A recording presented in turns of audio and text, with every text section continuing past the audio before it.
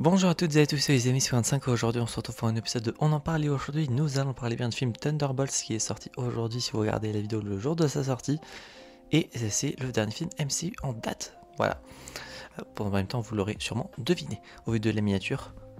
Donc Thunderbolts, de quoi ça parle? On va y suivre tout un groupe de personnages que l'on a suivis à travers le MCU depuis pas mal de temps pour certains, plus récent pour d'autres.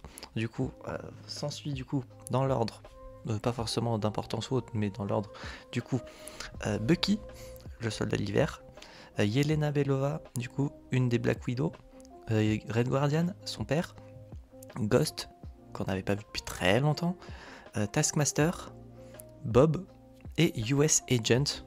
Bob qui est un personnage que l'on découvrira dans ce film et sans spoiler, ne vous en faites pas, il n'y aura pas de spoiler dans la vidéo. Donc Thunderbolt du coup qui va rassembler des anti-héros ou des vilains du MCU qui ont été envoyés pour une mission secrète pour Valentina Allegra Desfontaines que l'on a également vu dans d'autres projets du MCU et dans laquelle du coup ceux-ci doivent du coup faire cette dernière mission qui est d'éliminer une personne parmi du coup le groupe, car à ce moment-là ils ne savent pas que eux-mêmes font partie du plan de Valentina qui est de supprimer toutes les preuves qu'il y a contre elle pour éviter sa destitution de son poste ou de la mettre en prison. Sauf Bucky du coup qui lui vient après, mais il fait partie de l'équipe, ne vous en faites pas.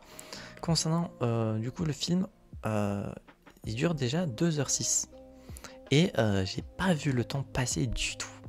Mais vraiment, c'est limite si à la fin quand le film s'est terminé, je me suis dit déjà. Et ouais, le temps passe vite avec le film. Et c'est limite si j'en demande un peu plus, 10 minutes de plus, ça aurait été peut-être bien. Mais je pense que c'est un peu trop demandé. J'ai tellement aimé le film en vrai. Parce que, déjà, parce que les personnages, pour la plupart, soit je les ai appréciés, comme Yelena, Bucky, Bob, qui dans les trailers avait l'air sympa. Alors forcément, je sais qui est Bob, hein, bon, après, je vais vous en parler après. Mais Bob, du coup, qui avait l'air sympa. Alors que US Agent, Taskmaster, Red Guardian et Ghost, avant, c'est pas que je m'en foutais de ces persos, mais ils n'avaient moins d'importance à mes yeux que d'autres. Yelena, trop bien. Le personnage est grotesque. En plus, l'actrice, je l'aime beaucoup. Bucky, pareil, toujours le gars sûr. Et du coup, content de voir que, avec le film, mon opinion sur les personnages à laquelle j'étais osef face à leur existence, on apprend plus ou moins à s'attacher à eux. Ils ont tous un petit background qui fait que on a envie de plus s'attacher à eux. Concernant les scènes post-crédit, parce que peut-être que certains veulent juste savoir ce qui, combien il y en a. Il y en a deux. Donc voilà, pour ceux que ça intéresse. Et la deuxième, wow, je vais pas en parler ici. Je pense pas que je ferai un épisode dont on parle plus avec spoiler juste pour parler de ça. Mais voilà, la deuxième scène post-crédit, j'ai beaucoup trop hâte de ce qui a été montré et de ce qui va arriver. Donc, je prie pour que ça arrive vite. Concernant du coup, qu'est-ce que je pourrais dire de plus? Bob, du coup, qui, sûrement, de toute façon, vous l'avez deviné, hein, pour ceux qui ne s'y connaissent pas dans les comics Marvel ou dans les personnages en eux-mêmes, Bob, c'est le personnage de Sentry qui est appelé couramment le Superman de chez Marvel. Il peut voler, il peut déplacer des objets avec la pensée. Il est très très fort, il a une grande résistance également. Et tout plein d'autres trucs, sauf que Robert, de son vrai prénom du coup, possède un trouble dissociatif de l'identité qui fait qu'il a un double maléfique du nom de Void qui est sa part d'ombre du coup, et du coup qui peut arriver quand Bob est contrarié ou dépressif, très souvent parce que le personnage est présenté dans le film comme dépressif par exemple. Et en parlant de dépression, le film traite de sujets assez nouveaux pour Marvel, je pense, et des sujets plus profonds comme la mort, les regrets, la dépression.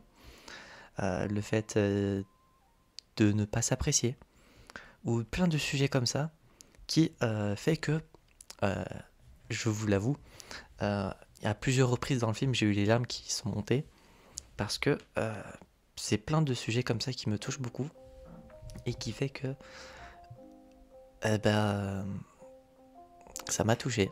Il y avait vraiment des paroles qui ont été dites par Bob par exemple ou Yelena, bah, qui sont très touchants et qui personnellement,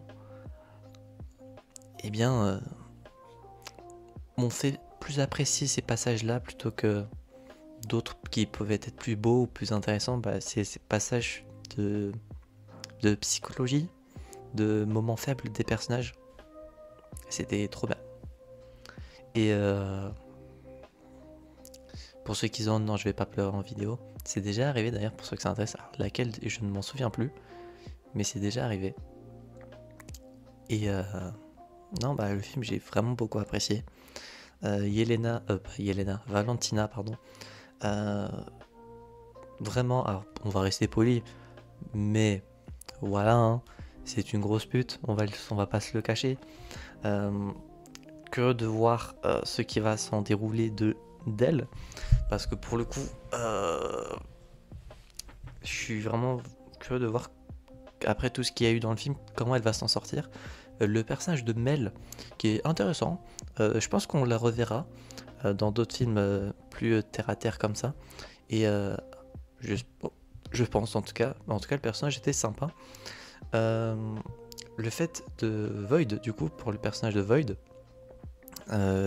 l'entité obscure du côté de Sentry, visuellement, il fait flipper sa mère. Vous voyez ça la nuit, vous pissez dessus. En tout cas, je pense. Il a un regard qui tue. Littéralement parce qu'après, il vous transforme en ombre. Et il y a des moments qui... alors visuellement, les ombres, j'ai trouvé ça joli. Enfin, joli. Bien fait. Mais ça doit être... C'était spécial de voir certains moments où tu as des civils ou d'autres personnages qui dépopent en ombre. Voilà. C'était spécial comme truc, mais c'était très intéressant visuellement, j'ai trouvé. Concernant les points négatifs, à vrai dire, à part peut-être la durée, mais ça c'est juste parce que c'est ma frustration interne qui fait que j'aurais aimé en avoir plus. Le personnage de Taskmaster, parce que oui, j'ai peut-être oublié d'en parler de Taskmaster depuis le début. Le personnage est Osef. On pouvait s'y attendre, au vu des trailers, et au vu de du non-amour que les fans ont eu face au personnage. Parce que par rapport au véritable Taskmaster, le personnage est pas ouf. Je préfère largement des versions de Taskmaster que j'ai vues dans des séries animées par exemple ou autres que cette version du MCU. Et du coup, ouais, attachez-vous vraiment pas à Taskmaster. Je vais pas vous spoiler ce qui lui arrive, mais bon, faut s'y attendre. Par contre, de la façon dont c'est arrivé, ça par contre, je m'y attendais pas. Je pensais que ça allait durer un peu plus longtemps.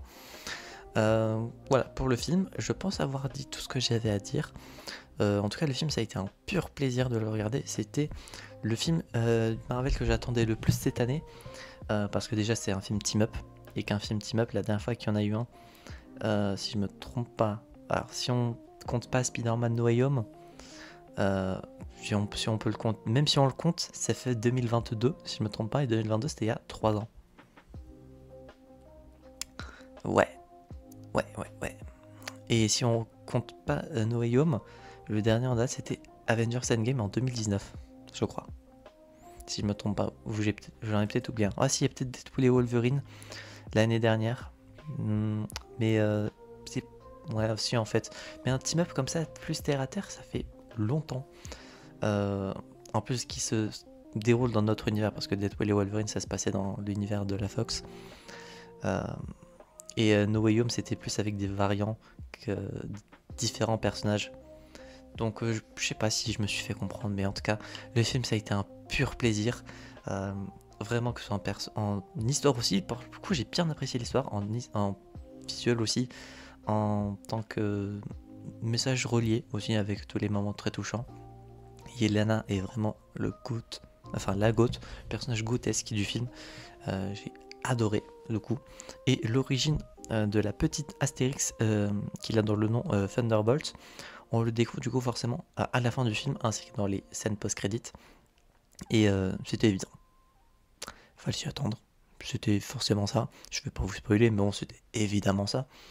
Donc voilà, au moins on a au fin cette explication sur cette petite Astérix que l'on avait déjà potentiellement en connaissance de cause.